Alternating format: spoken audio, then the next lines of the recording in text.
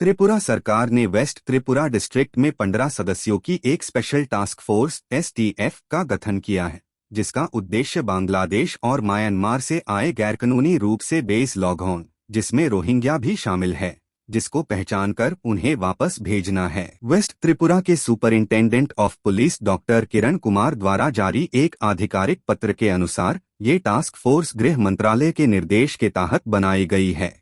मंत्रालय ने पहले ही सभी राज्यों और केंद्र शासित प्रदेशों को निर्देश दिया था कि वे संदेहित गैरकानूनी प्रवासी नागरिकों की नागरिकता की जांच करें और जो लोग अयोग्य पाए जाएं, उनके विरुद्ध डिपोर्टेशन की प्रक्रिया शुरू करें। ये STF West Tripura district police के निगरानी में काम करेगी और जांच के दौरान जो लोग बांग्लादेशी नागरिक या रोहिंग्या पाए जाएंगे, उनका बायोमेट्रिक और डेमोग्राफिक डेटा इकट्ठा किया जाएगा। ये डेटा गृह मंत्रालय के फॉरेनर्स आइडेंटिफिकेशन पोर्टल https://identification.mha.gov.in पर अपलोड किया जाएगा।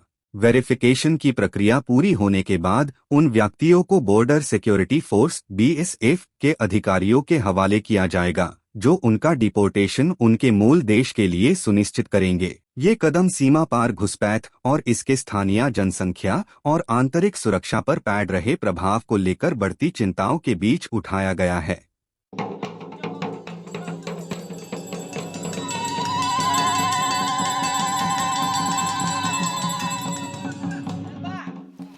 Bishiburum no chini kermatai chingno hamya chayani yakni katirui tonika.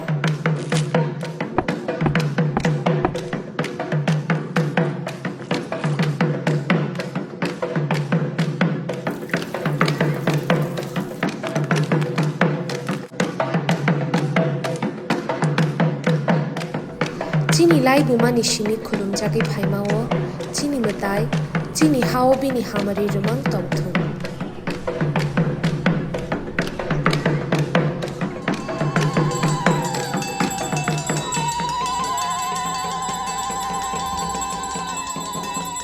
TTAADC ni ngai ching jot tono kerni kha kaham tai chibaya pharo.